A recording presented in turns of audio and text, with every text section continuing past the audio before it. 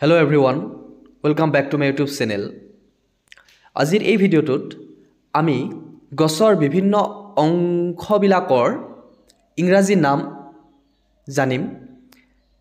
যে গছৰ পাতবিলাকক কি বুলি কোৱা হয়, ফলক কি বুলি কোৱা হয়, গছৰ ডাল ইংৰাজীত কি কয়, গা গছডালক কি বুলি কোৱা হয়, গছৰ শিপাক ইংৰাজীত কি কোৱা হয়, গছৰ ঠাল ঠেঙুলিবিলাকক কি কোৱা হয় আৰু এইখিনি কথা তোমালোকে জানিব লাগিব কাৰণ বিভিন্ন সময়ত এইবিলাক শব্দৰ ব্যৱহাৰ তোমালোকে পাই যাব পাৰা সেই কাৰণে উদ্ভিদৰ বিভিন্ন অংশবিলাকৰ নামসমূহ ইংৰাজীত জানি থোৱাটো অত্যন্ত আৱশ্যকীয় গতিকে ছবিখনত দেখুৱাৰ ধৰণে পাৰ্টস অফ এ ট্ৰী গছৰ অংশবিলাক যে প্ৰথমে তোমালোকে যেটো দেখা পাইছা লিফ মানে হৈছে গছৰ পাত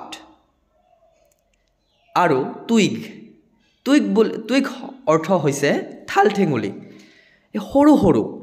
উদ্ভিদৰ যি ডাঙৰ ডাঙৰ ডাল থাকে ব্ৰাঞ্চ মানে হৈছে গছৰ ডাল ডাঙৰ ডাঙৰ যি ডাল থাকে সেইবিলাকক কোৱা হয় গছ ব্ৰাঞ্চ বুলি আৰু সেই ব্ৰাঞ্চবিলাকৰ পৰা সৰু সৰু যিবিলাক ঠাল ঠেঙুলি ওলায় সেইবিলাকক কোৱা হয় টুইগ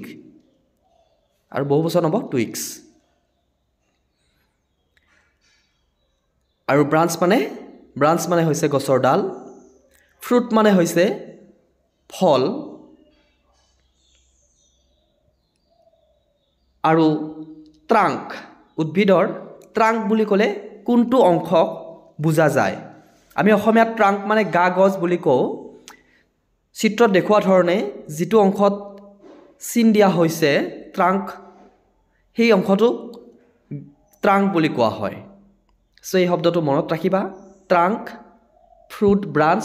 টুইগ লিফ আৰু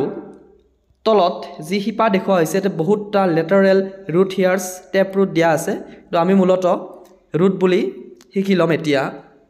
পৰৱৰ্তী সময়ত তোমালোকে যেতিয়া উদ্ভিদৰ ডিটেইলছ বিৱৰণ পাবা তাত তোমালোকে এইবিলাক গম পাবা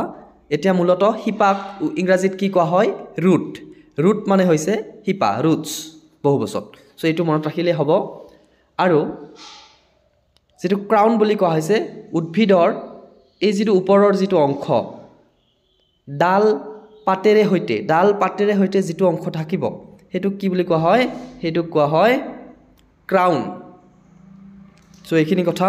তোমালোকে মনত ৰাখিবা আমি বিভিন্ন সময়ত এই শব্দবিলাক পাওঁ কিন্তু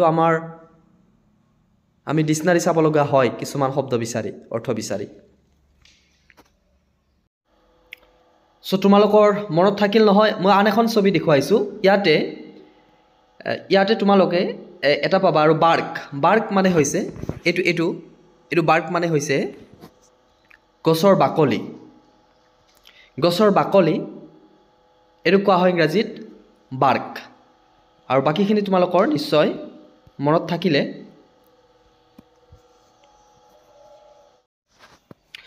তোমালোকে আন এটা বস্তু মন কৰিবা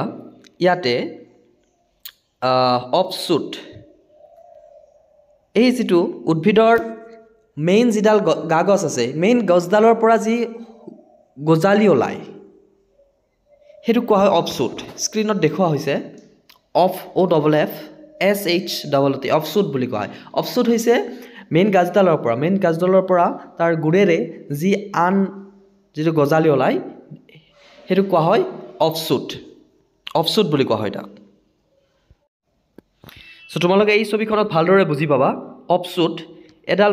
ডাঙৰ গছ আছে আৰু ডাঙৰ গছডালৰ গুৰিৰ পৰা এনেদৰে অফশুট ওলাইছে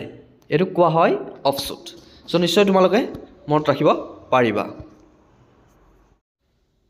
আজিলৈ ইমানখিনিয়ে